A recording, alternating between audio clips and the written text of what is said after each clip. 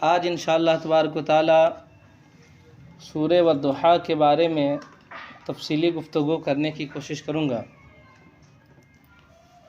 سورہ والضحیٰ یہ سورہ جو ہے نا مکی ہے، یعنی اس سورہ پاک کا نزول مکہ مکرمہ میں ہوا ہے، اور اس سورہ میں 1 رکوع اور 11 آیتیں ہیں اور 40 کلمے اور 172 حرف کی تعداد ہے۔ انشاءاللہ تبارک و تعالیٰ آگے اس کے شان نزول کے بارے میں بتاؤں گا کہ اس کے شان نزول کیا ہے۔ البتہ اللہ تبارک و تعالیٰ نے اس سورہ والضحیٰ میں کئی مضامین کو اکٹھا فرمایا ہے۔ 11 آیتوں میں اللہ تبارک و تعالیٰ نے 5 ٹاپک کو اللہ تبارک و تعالیٰ نے بیان کیا ہے کہ اس میں 5 طریقے کی بحثیں موجود ہیں۔ اس سورہ کا نام سورہ والضحیٰ ہے، اور اللہ تبارک و تعالیٰ نے سورہ والضحیٰ میں قسم فرمایا ہے والضحیٰ واللیل اذا سجا۔ اللہ تبارک و تعالیٰ اس سورہ پاک میں چاشت کی قسم کھا کر کے فرماتا ہے اور رات کی قسم کھا کر کے فرماتا ہے اذا سجا، جب رات پر پردہ ڈالے، یعنی جب رات ہو جائے تو اللہ تبارک و تعالیٰ چاشت اور اس رات کی قسم اللہ تبارک و تعالیٰ نے فرمایا ہے۔ آخر اللہ تبارک و تعالیٰ نے چاشت اور رات کی قسم کو کیوں فرمایا ہے؟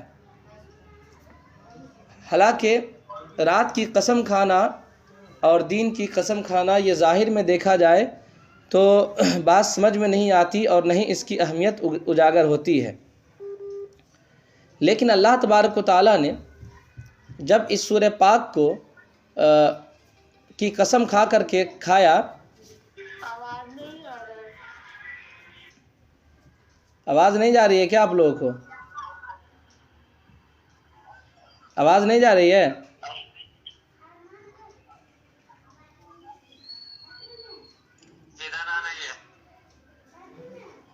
آواز نہیں جا رہی ہے تو اللہ تبارک و تعالیٰ نے چاشت کی قسم کھایا ہے۔ چاشت سے مراد کئی چیزیں ہیں اور رات سے بھی مراد کئی باتیں ہیں۔ البتہ اللہ تبارک و تعالیٰ نے شروع میں والضحیٰ یعنی چاشت کی قسم فرمایا ہے، تو چاشت کیا ہے؟ چاشت ایک نماز کے وقت کا نام ہے نا۔ یہ چاشت کی نماز جو مستحب ہے، اور یہ اس کا وقت جو ہوتا ہے جب سورج بلند ہو جاتا ہے، یعنی سورج جب چڑھنے لگتا ہے، دین جب ہونے لگتا ہے، اس وقت سے لے کر کے نصف النہار تک، یعنی جب سورج ڈھلنے لگے اس وقت تک یہ چاشت کی نماز کا وقت ہے۔ اس چاشت کی نماز کی تعداد یہ ہے کہ کم سے کم 2 رکعت پڑھی جائے اور زیادہ سے زیادہ 12 رکعت پڑھی جائے۔ جیسا کہ ترمذی شریف میں ایک حدیث پاک موجود ہے، حضرت انس بن مالک رضی اللہ تعالی عنہ روایت کرتے ہیں کہ حضور صلی اللہ تعالی علیہ وسلم نے ارشاد فرمایا کہ جس نے چاشت کی 12 رکعتیں پڑھیں تو اللہ تعالیٰ اس کے لیے جنت میں سونے کا محل تیار فرمائے گا۔ اتنی بڑی اہمیت چاشت کی نماز کی ہے۔ اللہ تبارک و تعالیٰ نے قرآن مقدس میں ارشاد فرمایا والضحیٰ واللیل اذا سجا، یعنی چاشت کی قسم اور رات کی قسم جب اس پر پردہ پڑ جائے۔ ان رات اور دین کی، چاشت اور رات کی قسم کھانے کی وجہ کیا ہے؟ تو اس کی کئی وجہیں ہیں۔ پہلی وجہ یہ ہے کہ اللہ تبارک و تعالیٰ نے جو چاشت کی قسم فرمایا ہے، اس چاشت سے مراد نماز کی ایک قسم ہے جو میں نے آپ کو بتایا کہ وہ چاشت کی نماز ہے نا۔ جیسا کہ جب اللہ تعالیٰ نے حضرت موسیٰ علیہ السلام سے کلام فرمایا تھا، اس دین کی اس ساعت کو چاشت کی نماز کہا جاتا ہے، اس وقت کو۔ اور رات سے مراد اس رات کی قسم ہے جب اللہ تعالیٰ نے شب معراج آپ کو اپنے دیدار سے مالا مال فرمایا تھا۔ ایک قول یہ ہے کہ رسول اللہ صلی اللہ تعالیٰ علیہ وسلم نے فرمایا، میرے دل پر ابر چھا جاتا ہے میرے دل پر ابر چھا جاتا ہے اور میں اللہ تعالیٰ سے 100 مرتبہ استغفار فرماتا ہوں۔ اور ایک قول یہ ہے کہ دین کی جو اللہ تبارک و تعالیٰ نے قسم فرمایا ہے تو اس سے مراد کثرت استغفار کی وجہ سے آپ کے قلب پر اللہ تبارک و تعالیٰ کی تجلیات کا منعکس ہونا ہے، اللہ تبارک و تعالیٰ کی تجلیات کا آپ کے دل پر ظاہر ہونا ہے۔ ایک قول یہ ہے کہ اللہ تبارک و تعالیٰ نے دین کی قسم جو فرمایا اس سے مراد وہ دین ہے جب اللہ تبارک و تعالیٰ نے آپ کو راضی کرنے کے لیے آپ کے لیے بیت اللہ کو نمازوں کا قبلہ بنا دیا۔ بعض مفسرین کرام نے یہ بھی بتایا کہ والضحیٰ جو چاشت کی وقت کی قسم اللہ تبارک و تعالیٰ نے کھایا اس سے مراد آپ صلی اللہ تعالیٰ علیہ وسلم کے روشن چہرے ہیں، اور واللیل سے مراد آپ صلی اللہ تعالیٰ علیہ وسلم کی سیاہ زلفیں، یعنی آپ صلی اللہ تعالیٰ علیہ وسلم کے بال جو کالے تھے اس کا لیل سے مراد وہ آپ صلی اللہ تعالیٰ علیہ وسلم کی کالے بال ہیں۔ ایک قول یہ ہے چاشت کی قسم اللہ تبارک و تعالیٰ نے فرمایا والضحیٰ سے، اس سے مراد آپ کے اہل بیت کے مردوں کی قسم ہے، اور واللیل سے مراد آپ صلی اللہ تعالیٰ علیہ وسلم کے اہل بیت کی خواتین ہیں۔ اگر آپ صلی اللہ تعالیٰ علیہ وسلم کی اس سے مراد آپ صلی اللہ تعالیٰ علیہ وسلم کے اہل بیت کے مرد یا اہل بیت کی عورت مراد ہے تو یقیناً جانیں ان اہل بیت کے مردوں اور عورتوں کا قسم کھانا یہ اللہ تبارک یہ اہل بیت کے لیے قابل فخر اور قابل ستائش کی بات ہے کہ اللہ تبارک و تعالیٰ نے ان کے نام کا قسم فرما کر کے، وہ بھی قرآن میں قسم فرما کر کے، اہل بیت کی عظمت و رفعت کو بلند فرما دیا۔ ایک قول یہ ہے کہ والضحیٰ سے مراد آپ صلی اللہ تعالیٰ علیہ وسلم کی امت کی خوبیوں کو ظاہر کرنے کی قسم اللہ نے فرمایا، اور واللیل سے مراد آپ صلی اللہ تعالیٰ علیہ وسلم کی عیوب چھپانے کی قسم فرمایا، یعنی اللہ تبارک و تعالیٰ آپ کو کسی بھی موڑ پہ ایسے موڑ پر اکیلا نہیں چھوڑے گا جہاں پر آپ صلی اللہ تعالیٰ علیہ وسلم تنہا یا اکیلا محسوس کریں۔ اچھا، یہ بات ہوئی۔ اور سورہ والضحیٰ 3 میں اللہ تبارک و تعالیٰ نے ارشاد فرمایا ما ودعک ربک وما قلی، کہ تمہیں اے محبوب تمہیں تمہارے رب نے نہ چھوڑا اور نہ مکروہ جانا، یعنی اے محبوب آپ صلی اللہ تعالیٰ علیہ وسلم کو اللہ تبارک و تعالیٰ نے کہیں بھی تنہا نہیں چھوڑا، اکیلا نہیں چھوڑا، جس موڑ پر بھی رہے تو اللہ تبارک و تعالیٰ آپ کا ساتھ دیتا رہا۔ جیسا کہ اس کی شان نزول یہ ہے ما ودعک ربک وما قلی، اس کی یعنی اللہ تبارک و تعالیٰ نے آپ کو تنہا نہ چھوڑا اور نہیں آپ کو مکروہ جانا۔ اس کی شان نزول یہ ہے حضرت جبرائیل علیہ السلام 40 روز تک آپ پر وحی نازل نہیں فرمائی تھی۔ ایک قول کے مطابق حضرت جبرائیل علیہ السلام 3 روز تک آپ پر وحی لے کر نازل نہ ہوئے تھے تو مشرکین مکہ کو موقع مل گیا، انہوں نے کہا کہ اگر یہ اللہ تبارک و تعالیٰ کی طرف سے مبعوث ہوتے، یعنی وحی کے بارے میں اہل مکہ کہتے کہ اگر یہ چیزیں اللہ تبارک و تعالیٰ کی طرف سے بھیجے جاتے تو ان پر وحی کا سلسلہ منقطع نہ ہوتا، رکتا نہیں، بلکہ وحی کا سلسلہ ہمیشہ جاری رہتا۔ اگر وحی کا سلسلہ رک گیا ہے تو گویا کہ حضور صلی اللہ تعالیٰ علیہ وسلم معاذ اللہ تبارک و تعالیٰ کے نبی نہیں ہیں، اور ان کا وحی کا نازل ہونا اور رک جانا یہ اس بات کی دلیل ہے کہ یہ وحی جو ہے نا اللہ تبارک و تعالیٰ کی جانب سے نہیں آتا تھا۔ تو جب یہ باتیں کفار و مشرکین کہنے لگے تو اللہ تبارک و تعالیٰ نے والضحیٰ واللیل، یعنی دین اور رات کی قسم کھا کر کے اللہ تبارک و تعالیٰ نے فرمایا کہ اے محبوب میں دین اور رات کی قسم کھا کر کے فرماتا ہوں قسم کھاتا ہوں کہ میں نے آپ کو کبھی بھی تنہا نہ چھوڑا، کبھی بھی آپ کو مکروہ نہ جانا، جہاں بھی رہا جہاں بھی ہوا آپ رہے، اللہ تبارک و تعالیٰ آپ کا ساتھ دیتا رہا۔ اچھا، نبی صلی اللہ ایک اعتراض کہا جاتا ہے نبی صلی اللہ تعالیٰ علیہ وسلم پر جو چند دن تک وحی نازل نہیں کی گئی تھی، آخر اس کی وجہ کیا ہے؟ لوگ اعتراض کر سکتے ہیں نا کہ چلیے مان لیتے یہ وحی کا جو سلسلہ نازل تھا یہ اللہ تبارک و تعالیٰ کی جانب سے تھا، تو آخر وحی کا سلسلہ رکا کیوں؟ اس کی وجہ کیا تھی؟ تو دراصل اس کی وجہ یہ تھی کہ ابتدا میں جب نزول اللہ تبارک و تعالیٰ نے وحی نازل فرمایا تو اس وحی کے نازل ہونے کی وجہ سے آپ صلی اللہ تعالیٰ علیہ وسلم گھبرا جاتے تھے اور خوفزدہ ہو جاتے تھے. اس لیے اللہ تبارک و تعالیٰ نے چند دن تک کے لیے آپ سے وحی کا سلسلہ روک دیا گیا، وحی کو نازل نہ کیا گیا، ہے نا، تاکہ آپ وحی کا انتظار کریں. اور جب انسان کسی چیز کا انتظار کرتا ہے نا تو اس کے مل جانے کے بعد اس انسان کی خوشی ہی کچھ اور ہوتی ہے. یا وہ انسان جس انسان کو ایک مرتبہ کوئی چیز دے دی جائے اور وہ اس کو اچھا لگے اور کچھ دنوں تک اس کو نہ دیا جائے تو یقیناً وہ انسان سوچتا ہے کہ کب دوبارہ ہمیں پھر مل جائے، اور اس کے لیے انسان انتظار کرتا ہے. جب انتظار کرتا ہے نا، اب دوسری بار جب انتظار کرنے کے بعد اس کو وہ چیز دی جائے تو اس کے لطف کا مزہ ہی کچھ اور ہوتا ہے نا. تو آپ صلی اللہ تعالیٰ علیہ وسلم پر وحی کا جو سلسلہ روکا گیا وہ اس وجہ سے روکا گیا تاکہ آپ پر وحی کا انتظار کریں اور آپ کے دل میں یہ خواہش پیدا ہو، ہے نا، کہ یہ کاش دوبارہ پھر وحی کا نزول ہو.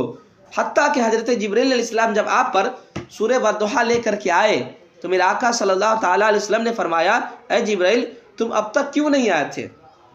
آنا چاہیے تھا، اس سے پہلے آئے پھر چلے گئے، آخر اب تک کیوں نہیں آئے، ہے نا. حتیٰ کہ اے جبرائیل میں تیرا دیدار کرنے کا مشتاق ہو گیا تھا. ہاں بولیے. آواز نہیں آ رہی ہے کیوں؟ بالکل بھی یہ لگا رہے تو پھر بھی نہیں آ رہی ہے.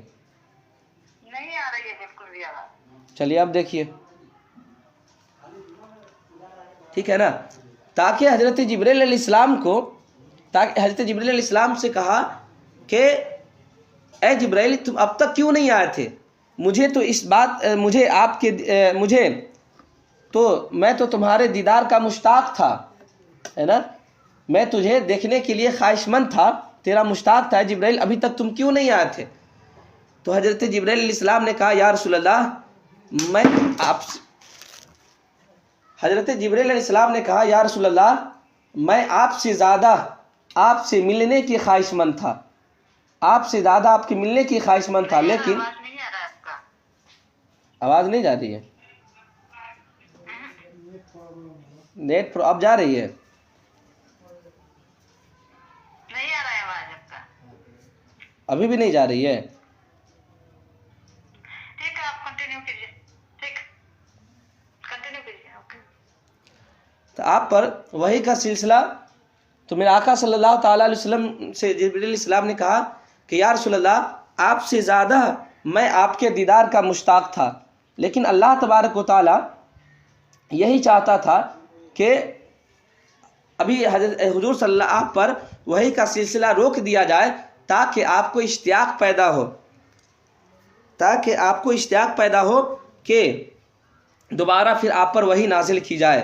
اس لیے آپ صلی اللہ تعالیٰ علیہ وسلم سے وحی کا سلسلہ کچھ دنوں تک روک لیا گیا تھا. ٹھیک ہے، چلیے. اور سورہ والضحیٰ کی جو شان نزول میں نے بتایا حضرت جبرائیل علیہ السلام والا، ہے نا، اس میں ایک قول یہ بھی ہے شان نزول کے بارے میں. کئی شان نزول ہے نا. ایک شان نزول یہ بھی ہے، بعد مفسرین کرام نے اس کی شان نزول یہ بیان کیا ہے کہ لوگ آپ صلی اللہ تعالیٰ علیہ وسلم سے جب کسی چیز کے بارے میں پوچھتے تو آپ صلی اللہ تعالیٰ علیہ وسلم کہتے کہ میں بعد میں آپ کو کل انشاءاللہ کل میں بتاؤں گا. جب بھی کوئی بات انسان پوچھتا تو آپ صلی اللہ تعالیٰ علیہ وسلم کہتے کہ میں کل بتاؤں گا، لیکن آپ انشاءاللہ تبارک و تعالیٰ نہیں کہتے تھے، ہے نا، کہتے تھے کہ میں کل بتاؤں گا. چنانچہ اسی وجہ سے آپ صلی اللہ تعالیٰ علیہ وسلم کی انشاءاللہ نہ کہنے کی وجہ سے کئی دن تک وحی کا سلسلہ روک دیا گیا تھا. اس پر مشرکین مکہ کفار و مشرکین خوش ہو گئے اور کہا کہ اللہ تبارک و تعالیٰ نے آپ کو تنہا چھوڑ دیا ہے نا، اکیلا چھوڑ دیا ہے، اور اللہ تبارک و تعالیٰ ان سے بیزار ہو گیا ہے، تو اللہ تبارک و تعالیٰ جب کفار و مشرکین نے یہ بات کہی تو اللہ تبارک و تعالیٰ دن اور رات کی قسم کھا کر کے فرمایا کہ اے محبوب، میں چاشت اور رات کی قسم کھا کر کے قسم کھاتا ہوں کہ میں نے آپ کو کبھی بھی تنے تنہا نہیں چھوڑا، نہیں آپ کو مکروہ جانا۔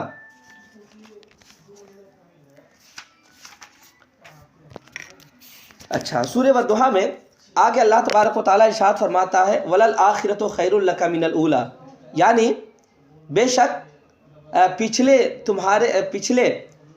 تمہارے لیے پہلے سے بہتر ہے، یعنی آپ کے جو اوقات گزر گئے، یہ جو اوقات گزر گئے اس سے بڑھ کر کے اس سے بہتر آپ کے آنے والے وقت ہے، یعنی آپ کی پچھلی گھڑی آنے والی گھڑی جو ہے، آپ کی جو فیوچر ہے یہ پاسٹ سے بہتر ہوگا، اتنا سمجھ لیں۔ اللہ تبارک و تعالیٰ نے کیا فرمایا کہ آپ کا جو فیوچر ہوگا یہ پاسٹ سے بہتر ہوگا، اللہ نے فرمایا ہے نا۔ یعنی یہ بہتر ہونے کا مطلب کیا ہے، اس کو سمجھنے کی کوشش کریں۔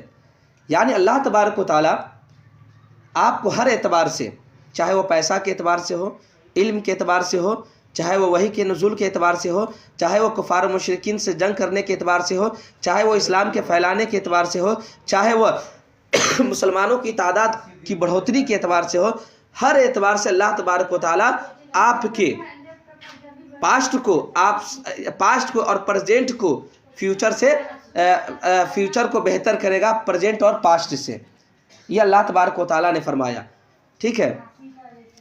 جب اللہ تبارک و تعالیٰ نے فرمایا کہ اے محبوب آپ کو ہم نے نہیں چھوڑا، تو نبی کریم صلی اللہ تعالیٰ علیہ وسلم کو اس سے عزت اور وجاہت حاصل ہوئی کہ ان کو خوشی حاصل ہوئی کہ چلو اللہ تبارک و تعالیٰ نے قسم کھا کر کے فرما رہا ہے کہ اللہ تبارک و تعالیٰ نے مجھے کبھی بھی تنے تنہا نہ چھوڑا، تو اللہ تبارک و تعالیٰ نے آپ کو یہ بتایا کہ یہ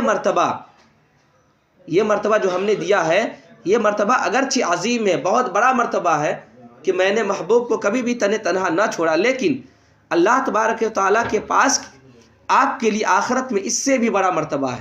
پتہ کیا چلا کہ میرے آقا صلی اللہ تعالیٰ علیہ وسلم کی جو زندگی تھی، یا یہ دنیا میں جو میرے آقا صلی اللہ تعالیٰ علیہ وسلم کی عظمت و رفت ہے، اس سے کہیں بڑھ کر کے میرے آقا صلی اللہ تعالیٰ علیہ وسلم کی عظمت و رفت قیامت اور آخرت کے دن ہوگا۔ اور اس آیت میں اللہ تبارک و تعالیٰ نے آپ سے وعدہ فرمایا ہے کہ آپ کی ہر آنے والی گھڑی جو ہے نا پچھلے گھڑی سے بہتر ہوگا، یعنی آپ کا پاسٹ جو ہے پاسٹ سے بہتر فیوچر ہوگا۔ تو آپ دیکھیں یہ جو آخرت ہے، حساب و کتاب کا جو مرحلہ ہے، یہ کب ہے؟ ابھی کے بعد نہ، فیوچر ہی میں نہ ہے۔ اور میرے آقا نے کیا فرمایا کہ ہر آنے والی گھڑی پچھلے گھڑی سے بہتر ہوگا، ہے نا۔ تو ابھی آخرت جو آنے والا ہے، جو فیوچر ہے، اللہ تبارک و تعالیٰ جب ابھی سے ہی آپ کے مقام کو دھیرے دھیرے بلند کرتے جا رہا ہے، تو ایک وقت ایسا آئے گا کہ جب آخرت قیامت کا دن ہوگا اور میدان حشر قائم ہوگا، تو اس وقت اللہ تبارک و تعالیٰ آپ کی عظمت و رفت کو اتنا زیادہ بڑھائے گا اور اتنا بلند فرمائے گا کہ یہ دنیا سے کافی گنا زیادہ ہوگا، ٹھیک ہے۔ چلیے آگے اللہ تبارک و تعالیٰ ارشاد فرماتا ہے وَلَسَوْفَ يُؤْتِيكَ رَبُّكَ فَتَرْضَىٰ، اے محبوب یقیناً اللہ تبارک و تعالیٰ آپ کا رب آپ کو اتنا دے گا کہ آپ راضی ہو جائیں گے، ہے نا۔ غور کریں گے اس سینٹنس میں، اللہ کیا فرمایا؟ اے محبوب آپ کو آپ کے رب اتنا دے گا، آپ کا رب اتنا دے گا کہ اے محبوب آپ اس سے راضی ہو جائیں گے، ٹھیک ہے۔ دنیا میں اللہ تبارک و تعالیٰ آپ کے ذکر اور شرف کو بلند کرے گا اور آپ کو دشمنوں پر غلبہ اور فتح و نصرت عطا فرمائے گا، اور کل قیامت کے دن لواء الحمد، ہے نا، لواء الحمد اللہ تبارک و تعالیٰ آپ کے ہاتھ میں دے گا، اور مقام محمود پر سوائے آپ صلی اللہ تعالیٰ علیہ وسلم کی کوئی فائز نہیں ہوگا۔ یعنی لواء الحمد جو میرے آقا کو دیا جائے گا وہ صرف میرے آقا کی ذات ہوگی جنہیں لواء الحمد دیا جائے گا، اور اس لواء الحمد کے نیچے تمام انبیاء کرام کی ذات ہوگی۔ اس کے علاوہ اللہ تبارک و تعالیٰ کل قیامت کے دن آپ کو شفاعت کبریٰ دے گا، کا حق دے گا، آپ کو شفاعت کبریٰ کا حق دیا جائے گا، اور شفاعت کبریٰ کا حق صرف اور صرف میرے آقا صلی اللہ تعالیٰ علیہ وسلم کی ذات ہی کو دیا جائے گا۔ اس کے علاوہ اور کسی نبی کو وہ مقام یا یہ مرتبہ، یہ شفاعت کبریٰ کا حق نہیں دیا جائے گا، یہ صرف اور صرف میرے آقا صلی اللہ تعالیٰ علیہ وسلم کو دیا جائے گا۔ اس کے علاوہ میرے آقا صلی اللہ تعالیٰ علیہ وسلم کل قیامت کے دن جب تمام انبیاء کرام، اچھا ایک بات اور، یہاں اللہ تبارک و تعالیٰ نے کیا فرمایا؟ وَلَسَوْفَ يُعْطِيكَ رَبُّكَ فَتَرْضَىٰ۔ اس آیت کے بارے میں بہت سارے مفسرین کرام، یہاں تک کہ حضرت علی، حضرت امام حسن رضی اللہ تعالیٰ عنہ، ان حضرات کی روایت ہے کہ قرآن مقدس میں ہے نا یہ آیت بہت ہی واضح اور اللہ کے رسول صلی اللہ تعالیٰ علیہ وسلم کی وضاحت کرنے کے لیے، خوش کرنے کے لیے یہ بہت ہی اہم آیت ہے نا، بہت ہی آیت ہے، یعنی جس کو کہا جاتا ہے اردو میں امید افزا، یعنی میرے آقا صلی اللہ تعالیٰ علیہ وسلم کی امید کو بڑھانے والا یہ آیت قرآن مقدس میں جو ہے یہ سب آیتوں میں سے سب سے زیادہ ہے۔ جیسا کہ حضرت علی کی ایک حدیث پاک ہے، اہل عراق سے حضرت علی نے فرمایا، اے اہل عراق، تم اللہ کی کتاب میں سب سے زیادہ امت افزا آیت کس کو دیکھتے ہو؟ امید افزا آیت یعنی جس پر اللہ کے رسول صلی اللہ تعالیٰ علیہ وسلم اس پر تکیہ کرے، بھروسہ کرے، سب سے زیادہ بھروسے کے لائق کون سی آیت دیکھتے ہو؟ تو اہل عراق نے کہا کہ سورہ زمر کے 53 نمبر کی آیت، یعنی قل یا عبادی الذین اسرفوا علی انفسہم لا تقنطوا من رحمت اللہ ان اللہ یغفر الذنوب جميعا انہ هو الغفور الرحیم۔ تو حضرت علی نے فرمایا کہ ٹھیک ہے تم یہ جانتے ہو، لیکن ہم اہل بیت یہ کہتے ہیں کہ کتاب اللہ میں، اللہ کی کتاب میں سب سے زیادہ امید افزا جو آیت ہے وہ وَلَسَوْفَ يُعْطِيكَ رَبُّكَ فَتَرْضَىٰ ہے نا۔ اس کے علاوہ علامہ نووی نے لکھا ہے کہ جب اللہ تبارک و تعالیٰ نے یہ فرمایا کہ ہم آپ کو آپ کی امت کے متعلق راضی کر دیں گے، یعنی آپ کو اللہ تبارک و تعالیٰ اتنا دے گا، جیسا کہ صحیح مسلم شریف کی ایک حدیث پاک ہے، حضرت عبداللہ ابن عمرو بن عاص رضی اللہ تعالیٰ عنہ کی روایت ہے، یہ بہت لمبی حدیث ہے، میں آخر والی حدیث کو میں پیش کروں گا۔ صحیح مسلم میں ایک حدیث پاک ہے کہ اللہ تبارک و تعالیٰ کل قیامت کے دن ہے نا، اللہ تبارک و تعالیٰ فرمائے گا، اے جبرائیل، حضور صلی اللہ یعنی محمد کے پاس جاؤ اور تمہارا رب خوب جانتا ہے، بس تم جا کے ان سے پوچھو کہ آخر کیا وجہ ہے، کون سی چیز ہے جو تجھے رلا رہی ہے۔ سو آپ حضرت جبریل علیہ السلام حضور صلی اللہ تعالیٰ علیہ وسلم کے پاس آئے اور آپ سے پوچھا، یا رسول اللہ کہ آخر کون سی وہ چیز ہے جو آپ کو رلا رہی ہے؟ تو میرے آقا صلی اللہ تعالیٰ علیہ وسلم نے کہا کہ بے شک، میرے آقا صلی اللہ تعالیٰ علیہ وسلم نے کہا کہ میری امت کی غم ہے نا، میری امت یعنی میری امت کی غم مجھے اتنا ستا رہی ہے کہ جس کی بنیاد پر ہم بہت ہی مایوس رہتے ہیں۔ تو اللہ تبارک و تعالیٰ نے کہا، فرمایا کہ بے شک، حضرت جبریل علیہ السلام نے کہا، بے شک اللہ تبارک و تعالیٰ یعنی آپ کے رب نے کہا کہ ان قریب ہم آپ کو آپ کی امت کے متعلق راضی کر دیں گے، اس قدر راضی کر دیں گے کہ آپ رنجیدہ نہ ہوں گے۔ یہ صحیح بخاری کی حدیث پاک ہے، ٹھیک ہے نا۔ اس کے علاوہ یہ تو صحیح بخاری کی حدیث ہے، حضرت علامہ نووی علیہ رحمہ اس کے متعلق ایک اعتراض کرتے ہیں، ہے نا، اعتراض کرتے ہیں کہ جب اللہ تبارک و تعالیٰ نے یہ فرما دیا کہ ہم آپ کو آپ کے امت کے متعلق آپ کو ہم راضی کر دیں گے، تو اس کے بعد اللہ تبارک و تعالیٰ نے یہ کیوں فرمایا کہ آپ کو رنجیدہ نہیں ہونے دیں گے؟ ظاہر سی بات ہے، اللہ آپ کو راضی کر دے گا تو آپ رنجیدہ نہیں ہوں گے۔ علامہ نووی نے یہ اعتراض کیا، تو اس کا جواب یہ دیا گیا کہ اگر آپ کے زیادہ امتی جنت میں چلے جاتے، آپ صلی اللہ تعالیٰ علیہ وسلم کی امتی، زیادہ امتی اگر جنت میں چلی جاتی اور تھوڑی سی ہی امت اگر جہنم میں چلی جاتی، ہے نا، تو آپ صلی اللہ تعالیٰ علیہ وسلم اس پر راضی تو ہو جاتے کہ آپ کی اکثر امتی جنت میں چلی گئی، لیکن کچھ امتی ہی صحیح جہنم میں گئی، تو ظاہر سی بات ہے میرا آقا اس سے راضی ہو جاتے، لیکن چند لوگ جو جہنم میں جاتے تو اس کی بنیاد پر آپ کو رنجیدہ تکلیف ضرور ہوتی کہ ہماری تھوڑی سی امت ہی صحیح جہنم میں چلی گئی۔ جی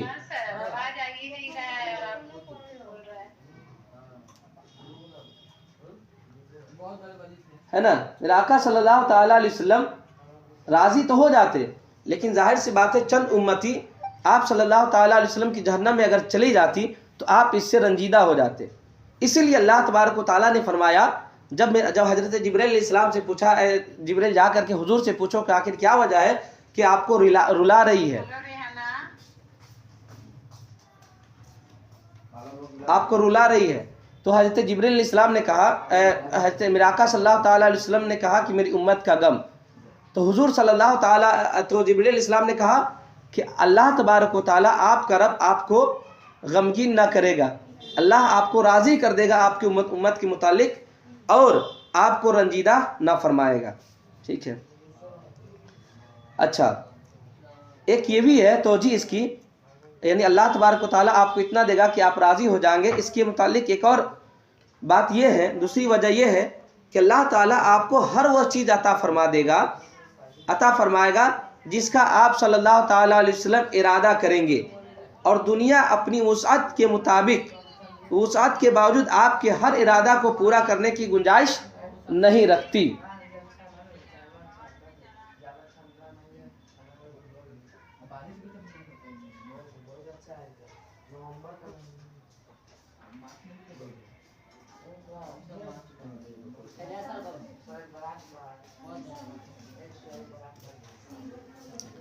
حضرت علی بن ابی طالب اور حضرت عبداللہ ابن عباس رضی اللہ تعالیٰ عنہم سے ایک روایت ہے اسی آیت کے متعلق، وَلَسَوْفَ يُؤْتِيكَ رَبُّكَ فَتَرْضَىٰ کے متعلق، کہ اس سے مراد آپ کو آپ کی امت کی شفاعت کا منصب ہے. میں نے بتایا تھا نا کہ حضور صلی اللہ تعالیٰ علیہ وسلم کو شفاعت کبریٰ کا حق دیا جائے گا.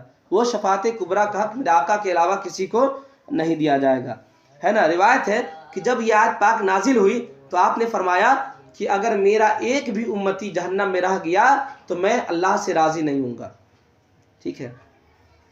بعض اہل بیت نے یہ بھی کہا کہ کتاب اللہ میں یہ سب سے زیادہ امت افزا آیت ہے، کیونکہ رسول اللہ صلی اللہ تعالیٰ علیہ وسلم نے ارشاد فرمایا کہ اگر ایک امتی بھی دوزخ میں گیا میرا تو پھر میں اللہ تبارک و تعالیٰ سے راضی نہیں ہوں گا. اور ظاہر سی بات ہے اللہ تبارک و تعالیٰ اپنے نبی کو راضی کرے گا، چاہے اللہ تبارک و تعالیٰ کتنے لوگوں کو معاف کرنا پڑے، لیکن اللہ تبارک و تعالیٰ اپنے نبی کو ضرور راضی فرمائے گا.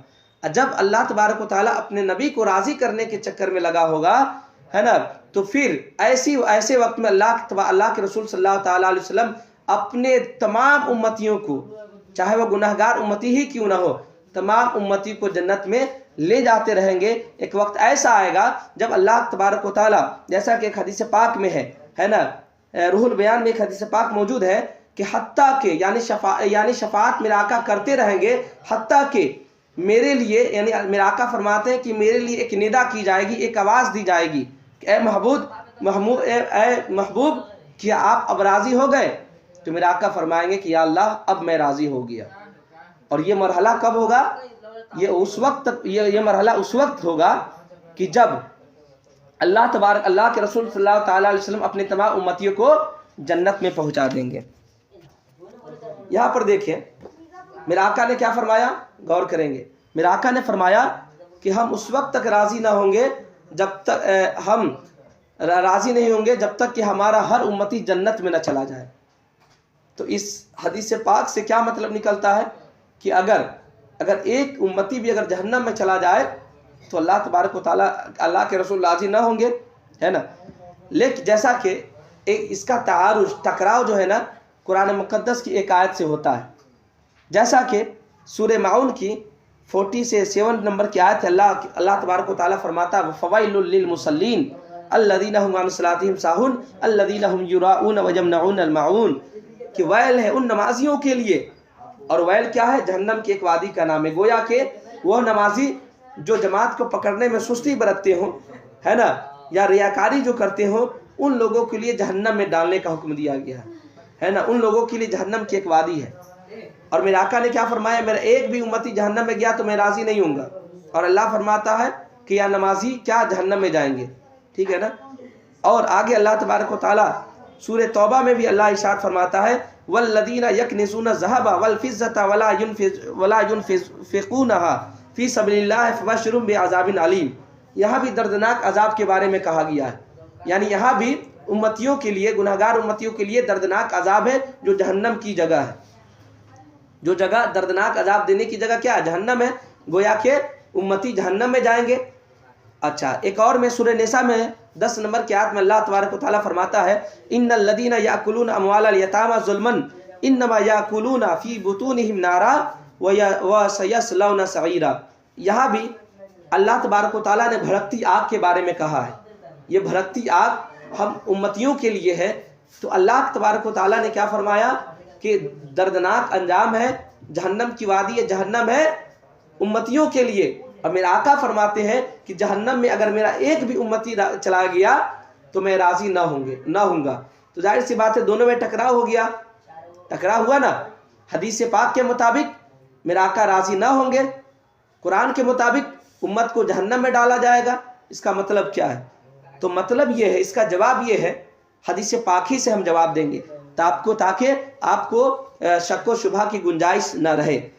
صحیح بخاری میں ایک حدیث پاک موجود ہے، میں تمام ریفرنس دے دوں گا، اگر آپ کھوجنا چاہے تو تمام ریفرنس کو آپ کے سامنے رکھ دوں گا اگر آپ کو چاہیے تو، ہے نا.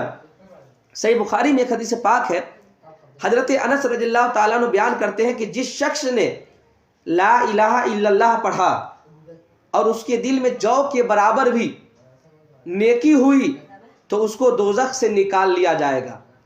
اس حدیث پاک سے کیا معلوم چلا کہ گویا کہ امتی جہنم میں جائیں گے پھر جہنم سے نکال لیا جائے گا.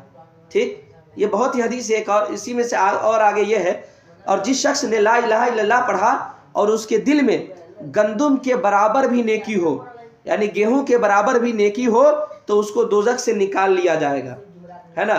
ایک اور ہے کہ جس شخص نے لا الہ الا اللہ پڑھا اور اس کے دل میں جو کے برابر بھی اگر ایمان ہوگا تو اسے جہنم سے نکال لیا جائے گا. تو اس آیت سے پتہ کیا چلا؟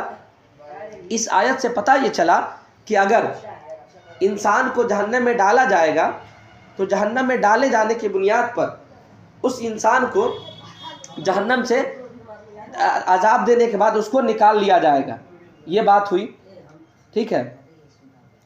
لیکن نکال لیا جائے گا، جیسا کہ ایک اور حدیث پاک میں ہے، صحیح مسلم کی ایک حدیث پاک اور ہے، آپ اس کو بھی سماعت کر لیں. حضرت ابو سعید رضی اللہ تعالیٰ عنہ بیان کرتے ہیں کہ رسول اللہ صلی اللہ تعالیٰ علیہ وسلم نے فرمایا کہ دوزخ والوں میں سے وہ لوگ جو دوزخی ہیں، ہے نا، وہ دوزخ میں نہ مریں گے نہ جئیں گے، یعنی دوزخی میں رہیں گے.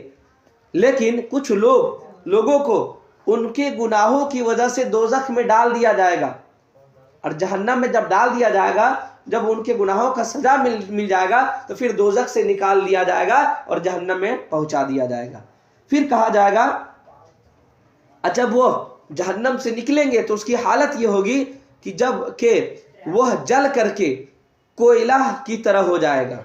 انسان جب جہنم میں جائے گا، وہ جب جل کر کے اس کے تمام بدلہ مل کے حساب مل کر کے، ہے نا، اس کا بدلہ جب دے دیا جائے گا، جب اس کو جہنم سے نکالا جائے گا تو اس حال میں نکالا جائے گا کہ وہ جل کر کے کوئلہ کی طرح ہو جائے گا.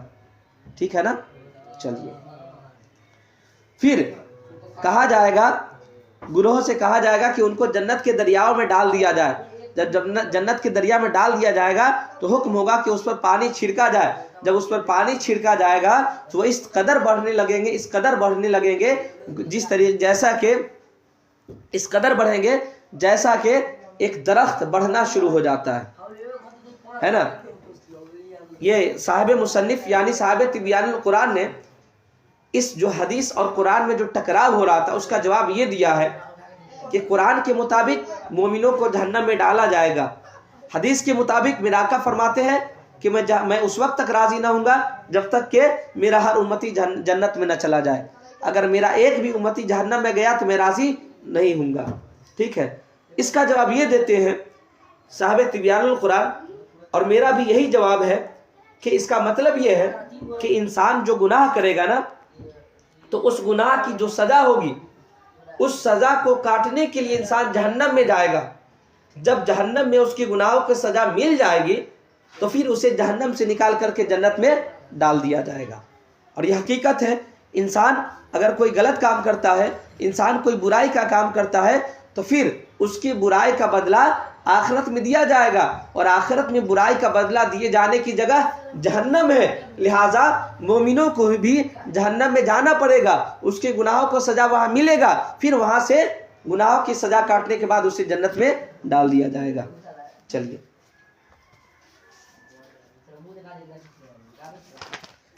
اس کے آگے میرا آقا صلی اللہ تعالیٰ علیہ وسلم کے بارے میں فرمایا کہ آپ کی ہر آنے والی گھڑی پچھلے گھڑی سے بہتر ہے۔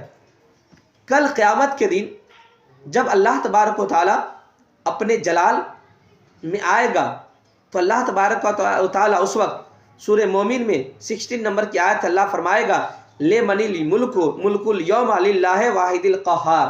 اللہ فرمائے گا آج کس کی بادشاہت ہے سوائے ایک واحد اللہ تبارک و تعالیٰ کی ذات کی، جو واحد ہے، تنہا ہے، قہار ہے، اس کے مقابل میں کوئی نہیں ہے نا۔ اس وقت جرأت کرنے والا اللہ کے رسول اللہ تبارک و تعالیٰ کی بارگاہ میں دو عریضہ پیش کرنے والا، مجھے کو تھوڑا سا پڑھا رہے ہیں، تھوڑا ٹائم لگے گا، آن لائن کلاس چل رہا ہے، ٹھیک ہے نا، تھوڑا ٹائم لگے گا تو 10-15 منٹ رک جائیے تو ختم کر دیتے ہیں، ٹھیک ہے نا۔ تو میرا آقا صلی اللہ تعالیٰ علیہ وسلم اللہ تبارک و تعالیٰ کی بارگاہ میں صرف میرا آقا بولنے کی جرأت کریں گے، اس کے علاوہ کوئی لوگ تمام انبیاء کرام میں سے کوئی بھی جرأت نہیں کرے گا بولنے کے لیے، ٹھیک ہے نا، سوائے میرا آقا صلی اللہ تعالیٰ علیہ وسلم کی۔ جیسا کہ ایک بہت ہی لمبی حدیث صحیح بخاری کی ہے جس میں یہ بتایا گیا، حضرت انس کی روایت ہے کہ جب اللہ تبارک و تعالیٰ جب اپنے قہار اور جبار ہوگا، اس وقت اللہ تبارک و تعالیٰ کی بارگاہ میں کوئی انسان بولنے کے لیے سوچے گا تو اس وقت تمام امتی حضرت آدم علیہ السلام کے پاس جائیں گے، حضرت آدم علیہ السلام حضرت ابراہیم کے پاس بھیج دیں گے، حضرت ابراہیم علیہ السلام حضرت موسیٰ کے پاس بھیج دیں گے، حضرت موسیٰ حضرت عیسیٰ کے پاس بھیج دیں گے، پھر میرا آقا صلی اللہ تعالیٰ علیہ وسلم تمام لوگ سب بھیج دیں گے، تو صرف اور صرف میرا آقا صلی اللہ تعالیٰ علیہ وسلم کی ذات ہوگی جو میرا آقا صلی اللہ تعالیٰ علیہ وسلم اللہ کی بارگاہ میں جھکیں گے، اللہ کی بارگاہ میں سجدہ کریں گے، روئیں گے، تو اللہ تبارک و تعالیٰ کہے گا اے محمد ارفع رأسک، اے محمد اپنے سر کو اٹھائیے، سل توتا، اے محمد آپ سوال کیجئے آپ کو دیا جائے گا، شفا تو شفا، اے محمد آپ شفاعت کیجئے آپ کی شفاعت کو قبول کی جائے گی۔ پتہ کیا چلا، میرا آقا صلی اللہ تعالیٰ علیہ وسلم کا وہ مقام ہوگا، میرا آقا صلی اللہ تعالیٰ علیہ وسلم کا وہ مقام ہوگا کہ جو مقام و مرتبہ کسی کا نہیں ہوگا سوائے میرا آقا صلی اللہ تعالیٰ علیہ وسلم کی ذات کے۔ چلیے آگے دیکھیے، اللہ تبارک و تعالیٰ ارشاد فرماتا ہے وَوَجَدَكَ أَلَمْ يَجِدْكَ يَتِيمًا فَآوَىٰ، اے محمد، اے یا رسول اللہ، کیا اس نے تمہیں یتیم نہ پایا، کہ کیا آپ کو یتیم نہ پایا تو فآویٰ، پھر جگہ دے دی، تو آپ کو ٹھکانہ دے دیا گیا، یعنی اللہ تبارک و تعالیٰ نے آپ صلی اللہ تعالیٰ علیہ وسلم کو یتیم پایا تو آپ صلی اللہ تعالیٰ علیہ وسلم کو اس کا ٹھکانہ دے دیا گیا، ٹھیک ہے نا۔ یعنی آپ صلی اللہ تعالیٰ علیہ وسلم جب کم سن بچے تھے، آپ کے والد نہیں تھے، ہے نا، تو اللہ عز و جل نے آپ کو ان کے ساتھ ملا دیا جنہوں نے آپ کی پرورش اور نگہداشت کی تھی، ہے نا۔ نبی کریم صلی اللہ تعالیٰ علیہ وسلم جب اپنی والدہ کے شکم اطہر میں تھے تو میرا آقا صلی اللہ تعالیٰ علیہ وسلم کے سر سے ان کے والد ماجد یعنی حضرت عبداللہ رضی اللہ تعالیٰ عنہ کا سایہ اٹھ گیا، اور حضرت حضور صلی اللہ تعالیٰ علیہ وسلم کی والدہ جب 6 سال کی عمر میں ہوئی، ہے نا، معاذ اللہ، میرا آقا صلی اللہ تعالیٰ علیہ وسلم کی عمر جب 6 سال کا ہوا تو میرا آقا صلی اللہ تعالیٰ علیہ وسلم کی سر سے بھی ان کی والدہ کا سایہ اٹھ گیا۔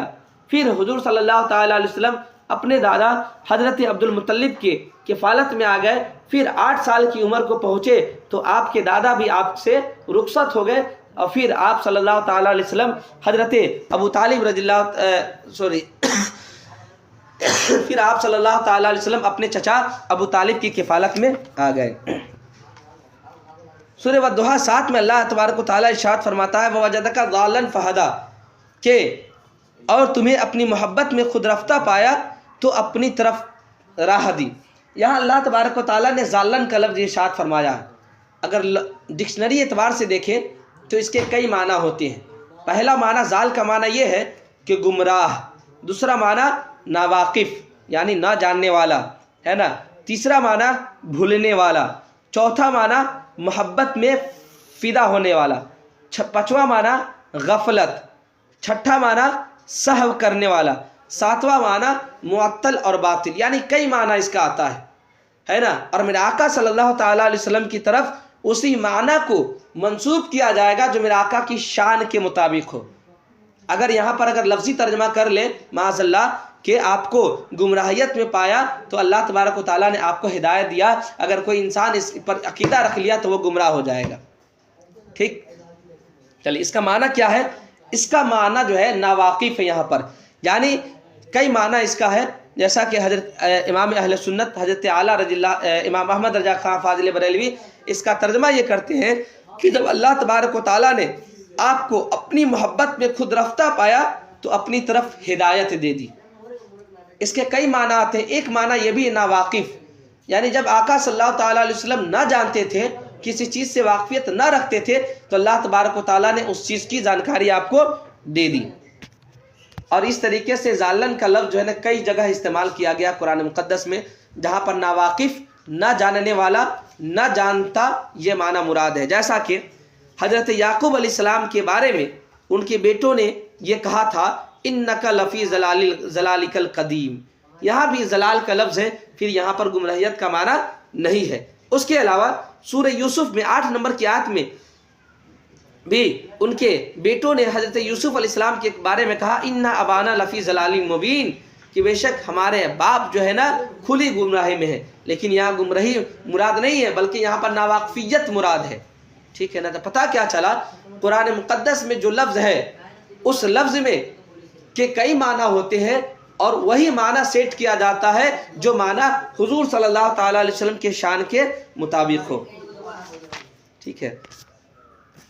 چلیے آپ کو اس کا معنی یہ بھی ہے، ایک قول یہ بھی ہے کہ آپ صلی اللہ تعالیٰ علیہ وسلم قرآن مقدس اور قرآن مقدس کے مضامین سے یعنی اس کے میٹر سے آپ واقف نہ تھے، نہ جانتے تھے۔ اللہ تبارک و تعالیٰ نے آپ کو نہ جاننے والا پایا تو اللہ تبارک و تعالیٰ نے اس کا آپ کو علم دے دیا، ہے نا۔ ایک قول یہ ہے کہ آپ صلی اللہ تعالیٰ علیہ وسلم فرائض نبوت سے غافل تھے تو اللہ تبارک و تعالیٰ نے آپ کو فرائض نبوت کا علم عطا کر دیا۔ ایک قول یہ بھی ہے، اس کا معنی یہ ہے کہ آپ صلی اللہ تعالیٰ علیہ وسلم ہجرت کے بارے میں نہیں جانتے تھے تو اللہ تبارک و تعالیٰ نے آپ کو ہجرت کی طرف ہدایت دے دی۔ گویا کہ ضال کا معنی کئی ہے، بس ضال کا معنی وہی ہونا چاہیے جو آقا کریم صلی اللہ تعالیٰ علیہ وسلم کی شان کے مطابق ہو۔ چلیے اللہ تبارک و تعالیٰ آگے ارشاد فرماتا ہے وَوَجَدَكَ عَائِلًا فَأَغْنَىٰ، اور جب اللہ تبارک و تعالیٰ نے آپ کو حاجت مند پایا تو فَأَغْنَىٰ، تو اللہ تبارک و تعالیٰ نے آپ کو غنی کر دیا۔ یہاں پر کئی معنی ہو سکتا ہے نا۔ جب اللہ تبارک و تعالیٰ نے آپ کو فقیر جانا، جب اللہ تبارک و تعالیٰ آپ کو حاجت مند جانا، اعلیٰ حضرت حاجت مند کا ترجمہ کرتے ہیں۔ اگر آپ کو اللہ تبارک و تعالیٰ نے آپ کو حاجت مند جانا یعنی ضرورت مند جانا تو اللہ تبارک و تعالیٰ نے آپ کو اس سے بے نیاز کر دیا، ہے نا۔ چنانچہ آپ صلی اللہ تعالیٰ علیہ وسلم کو اللہ تبارک و تعالیٰ ضرورت مند اس وقت پایا کہ آپ کے پاس ضرورت کی کوئی چیزیں نہ تھی، تو آپ کو تجارت کے نفع کے ذریعے سے اللہ تبارک و تعالیٰ نے آپ کو مالدار کر دیا۔ یہ اس وقت ہوا جب حضرت خدیجۃ الکبریٰ سے آپ نے نکاح فرمایا، پھر حضرت خدیجۃ الکبریٰ نے اپنے پورے مال کو آپ صلی اللہ تعالیٰ علیہ وسلم کو ہبہ کر دیا، پھر ہبہ کر دیا۔ اس کے بعد اللہ تبارک و تعالیٰ اللہ کے رسول نے اس سے تجارت کو فروغ دیا، چنانچہ اللہ تبارک و تعالیٰ نے آپ کی حاجت کی تمام چیزوں کو پورا کر دیا۔ حضرت عبداللہ ابن مسعود رضی اللہ تعالیٰ عنہ بیان کرتے ہیں کہ ایک حدیث پاک ہے، یہ حدیث پاک صحیح ترمذی میں موجود ہے کہ رسول اللہ صلی اللہ تعالیٰ علیہ وسلم چٹائی پر سو گئے۔ جب آپ اٹھے تو آپ کے پہلوؤں پر چٹائی کے نشانات تھے، تو ہم نے عرض کیا یا رسول اللہ ہم آپ کے لیے بستر بنا دیں؟ تو آپ نے فرمایا میرا دنیا سے کیا تعلق، میں اس دنیا میں صرف ایک سواری کی طرح ہوں کہ ایک سواری جو کسی درخت کے سائے میں آتا ہے پھر اس کے بعد وہاں سے کوچ کر جاتا ہے نا۔ سورہ والضحیٰ میں آیت نمبر 9 میں اللہ کے رسول صلی اللہ تعالی علیہ وسلم نے ارشاد فرمایا فَأَمَّا الْيَتِيمَ فَلَا تَقْهَرْ، اے محبوب آپ رہا تو یتیم پر آپ دباؤ نہ ڈالو۔ تو ایک قول یہ بھی کہا گیا ہے کہ آپ یتیم کو نہ جھڑکو، یہ بھی کہا گیا ہے، ٹھیک ہے نا۔ اس آیت کے کئی معنی ہو سکتے ہیں، البتہ اتنا جان لیں اس آیت کا معنی یہ بھی ہے کہ آپ صلی اللہ تعالیٰ علیہ وسلم کو اللہ تبارک و تعالیٰ نے یتیم بنایا ہے نا، آپ کو یتیم بنایا، یتیم قرار دیا، آپ کو یتیم بنایا۔ اس کی کئی وجہ ہے کہ آپ صلی اللہ تعالیٰ علیہ وسلم کو یتیم کیوں بنایا گیا۔ آپ کو ظاہر سی بات ہے آپ صلی اللہ تعالیٰ علیہ وسلم اتنے بڑے تھے تو آپ صلی اللہ تعالیٰ علیہ وسلم کو یتیم نہ بنایا جاتا۔ آپ صلی اللہ تعالیٰ علیہ وسلم کو یتیم بنانے کی وجہ کیا تھی؟ تو اس کی کئی وجہ ہے۔ وجہ یہ ہے کہ آپ کو یتیموں کا حال معلوم ہوتا ہے نا، کیونکہ اگر آپ یتیم نہ ہوتے تو ظاہر سی بات ہے آپ کو یتیم کے حال معلوم نہ ہوتا، اس لیے اللہ تبارک و تعالیٰ نے آپ کو یتیموں کا حال بتایا کہ آپ یتیموں کے حقوق کو ادا کریں اور ان کے لیے خیر خواہی کریں، جیسا کہ حضرت یوسف علیہ السلام 7 سال کے زمانے میں پیٹ بھر کھانا نہیں کھاتے تھے، اس لیے کھانا نہیں کھاتے تھے کہ تاکہ وہ لوگ جو بھوکے ہیں ان کی دل جوئی ہو سکے، ہے نا۔ ایک قول یہ بھی ہے کہ آپ کو یتیم رکھا گیا تاکہ اس یتیم کی صفت جو آپ کے سے متصف ہو گئی، یتیم کی صفت آپ سے متصف ہو گئی تو آپ صلی اللہ تعالیٰ علیہ وسلم کی وجہ سے یتیموں کی عظمت بڑھ جائے، ہے نا، اسی لیے آپ صلی اللہ تعالیٰ علیہ وسلم کو یتیم بنایا گیا۔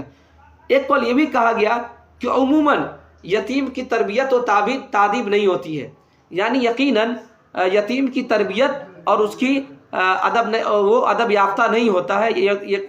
اکثر کیا ہوتا ہے کہ یتیم جو بچہ ہوتا ہے نا اس کی پرورش صحیح معنوں میں نہیں ہو پاتا ہے نا۔ تو میرے آقا صلی اللہ تعالیٰ علیہ وسلم نے یتیم ہو کر کے بتا دیا اور کامیابی کے راستہ کو بتا دیا کہ تم یہ کہتے ہو کہ یتیم کا بچہ کامیاب نہیں ہوگا، ایسا نہیں ہے، بلکہ اللہ کے رسول صلی اللہ تعالیٰ علیہ وسلم یتیم تھے اور پاک دامن تھے۔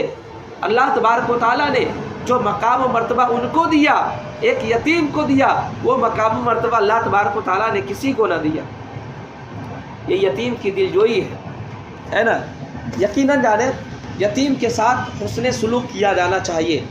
اگر کوئی انسان یتیم کے ساتھ حسن سلوک نہیں کرتا ہے تو اس کے بارے میں کئی حدیث پاک ہیں، جیسا کہ حضرت عقبہ بن عامر رضی اللہ تعالیٰ عنہ بیان کرتے ہیں کہ رسول اللہ صلی اللہ تعالیٰ علیہ وسلم نے فرمایا کہ جنت میں ایک گھر ہے جس کا نام دار الفرج ہے، اس میں صرف وہ لوگ داخل ہوں گے جنہوں نے مومنین یتیموں کو خوش کیا، ہے نا۔ ایک قول یہ بھی ہے کہ جو انسان یتیم کو چپ کرائے اس کے لیے جنت ہے۔ میں حدیث کا خلاصہ میں بتاتے چل رہا ہوں، اگر تفصیل چاہیے تو میں اس کو بھی حوالہ کے ساتھ آپ کو پیش کر دوں گا، ہے نا۔ حضرت عمر رضی اللہ تعالیٰ عنہ بیان کرتے کہ رسول اللہ صلی اللہ تعالیٰ علیہ وسلم نے فرمایا جب یتیم روتا ہے تو عرش الہی ہل جاتا ہے، یتیم کی رونے کی وجہ سے عرش الہی ہل جاتا ہے۔ اللہ فرشتوں سے پوچھتا ہے اے فرشتوں کیا ہوا، اس بندہ کو کس نے رلایا ہے؟ فرشتے کہتے یا رسول اللہ، اے اللہ تبارک و تعالیٰ مجھے نہیں معلوم کہ وہ یتیم بچہ جس کے باپ مر گئے ہوں آخر وہ کیوں رو رہا ہے، مجھے نہیں معلوم۔ اللہ تبارک و تعالیٰ فرماتا ہے اے فرشتوں تم گواہ ہو جاؤ، جس نے اس یتیم کو راضی کیا میں قیامت کے دن اس کو راضی کروں گا۔ یعنی جو انسان یتیم کو راضی کرے گا، جو انسان یتیم کو راضی کرے گا اللہ تبارک و تعالیٰ کل قیامت کے دن اس کو راضی کرے گا۔ یہ مقام و مرتبہ ہے ایک یتیم کی پرورش کرنے والوں کا۔ اور اس کے علاوہ ابو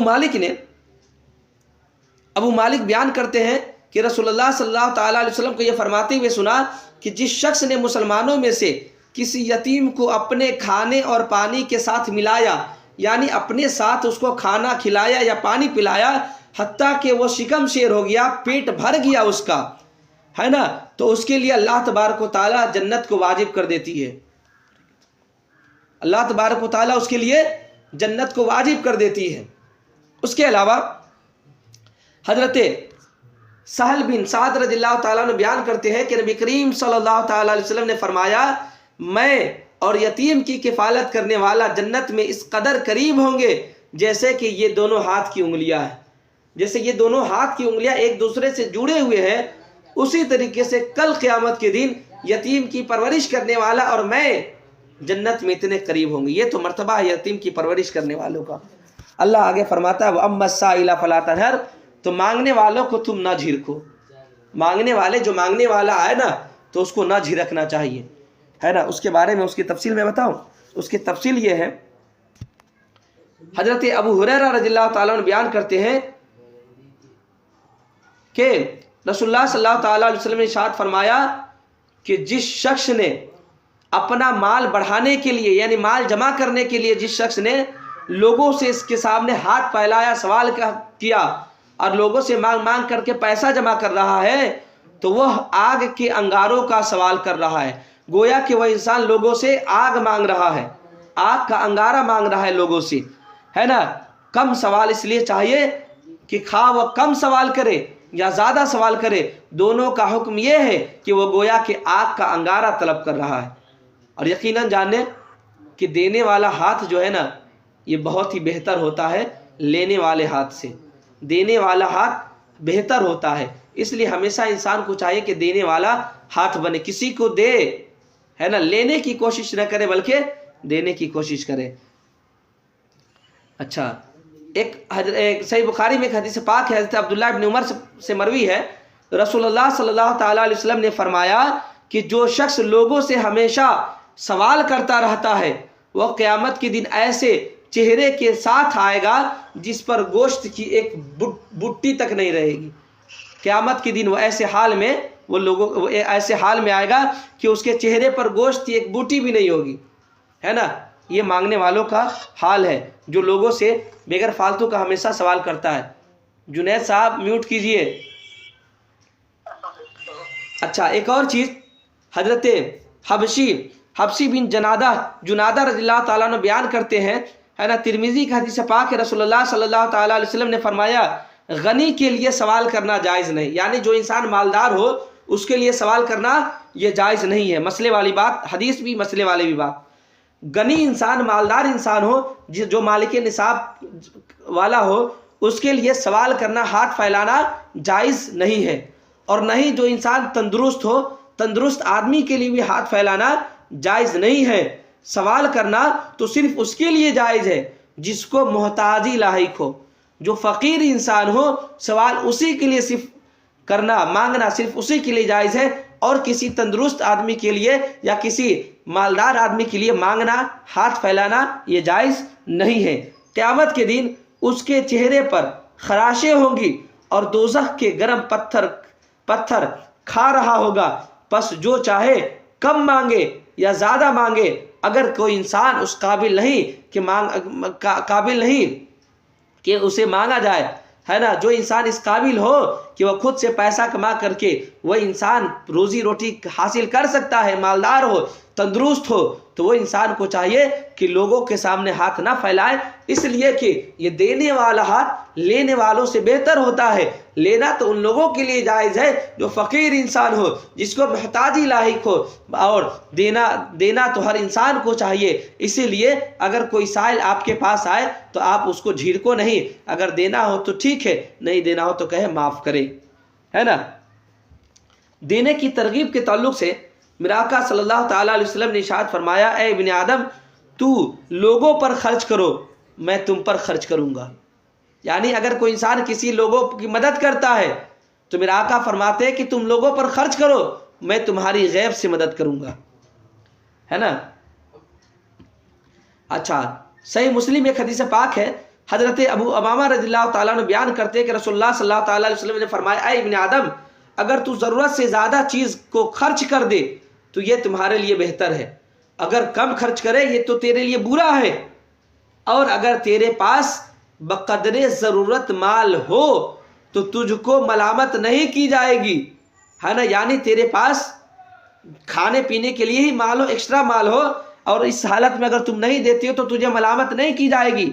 اور دینے کی ابتدا جب تم دینے لگو لوگوں کو تو دینے کی ابتدا جو ان لوگوں سے کرو کہ جو آپ کے قریبی ہو، یعنی پہلے قریب لوگوں کو دیا جائے، رشتہ دار میں جو غریب ہو اس کو دیا جائے، پھر بعد میں دیا جائے، ہے نا۔ اچھا، ایک حدیث پاک سنیں، حضرت ابو داؤد شریف کی حدیث پاک ہے، حضرت ام بحیہ رضی اللہ تعالی عنہا بیان کرتی ہے کہ میں نے عرض کیا یا رسول اللہ، میرے دروازے پر غریب آتے ہیں، کھڑا رہتے ہیں، حتیٰ کہ مجھے حیا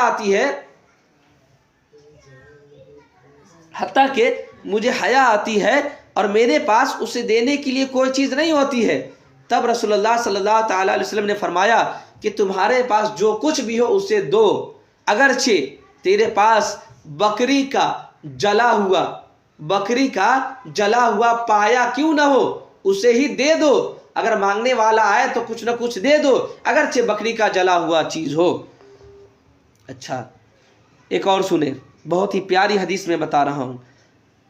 حضرت عثمان رضی اللہ تعالیٰ عنہ کے آزاد شدہ غلام بیان کرتے ہیں کہ حضرت ام سلمہ رضی اللہ تعالیٰ عنہ کو کچھ گوشت ہدیہ کیا گیا اور نبی کریم صلی اللہ تعالیٰ علیہ وسلم کو گوشت پسند تھا کہ حضرت ام سلمہ کو دیا گیا تھا کہ آپ حضور صلی اللہ تعالیٰ علیہ وسلم کو پیش کر دیں گے۔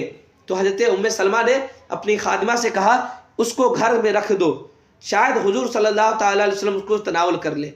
جب اس کو طاق میں رکھ دیا گیا، جب میرے آقا صلی اللہ تعالیٰ علیہ وسلم نے آئے اور آنے کے بعد کہا اے ام سلمہ تیرے پاس کھانے کے لیے کوئی چیز ہے؟ تو ام سلمہ نے کہا ہاں میرے پاس کھانے کے لیے چیز ہے۔ ام سلمہ نے کہا اپنی خادمہ کو کہا اے خادمہ جانے کے بعد جا کر کے اس طاق میں جو چیز رکھی وہ لے کر کے آ۔ جب وہ طاق میں گئی لینے تو وہ گوشت جو تھا وہ گوشت پتھر بن گیا تھا۔ وہ گوشت جب پتھر بن گیا تھا تو حضور صلی اللہ تعالیٰ علیہ وسلم نے ام سلمہ سے کہا اے ام سلمہ، اس درمیان میں ایک مانگنے والا آیا تھا، مانگنے والا نے آ کر کہا اے ام سلمہ مجھے کھانے کے لیے کوئی چیز دو۔ تو ام سلمہ نے کہا تھا کہ اللہ تجھے برکت دے، معاف کرے، آپ یہاں سے چلے جائیے۔ جب میرا آقا آیا جب کھانا مانگا تو ام سلمہ نے جب وہ چیز لانے کے لیے اپنی خادمہ کو بھیجی تو وہ چیز، وہ گوشت کا جو ٹکڑا تھا، وہ گوشت کا ٹکڑا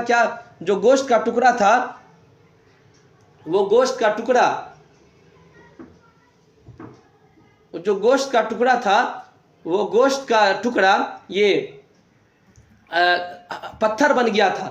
تو لوگوں نے پوچھا، حضور صلی اللہ تعالیٰ علیہ وسلم نے کہا اے ام سلمہ، وجہ دراصل یہ ہے کہ مانگنے والا انسان آیا تھا، تم نے نہ دیا تھا، اسی وجہ سے وہ تمہارا گوشت جو ہے وہ پتھر سا بن گیا ہے۔ اس حدیث پاک سے کیا پتہ چلتا ہے کہ اگر کوئی انسان غریب ہو اور مانگنے آئے تو آپ اسے ضرور مدد کریں، اسے ضرور دیں۔ قیوم صاحب نہیں ہے کیا؟ دیکھیے نا، بس 5 منٹ لگے گا، بس 1 منٹ، ٹھیک ہے نا؟ جنتری دیکھو نا اندر ہے، ٹھیک ہے۔ اور ایک چیز اور، گر گرا کر کے سوال مانگنا یہ کسی انسان سے، بس 5 منٹ، بس گر گرا کر کے جو سوال ہے نا، مانگنا جو گر گرا کر کے ہے وہ کسی سے نہیں کرنا چاہیے، دھیان رکھے۔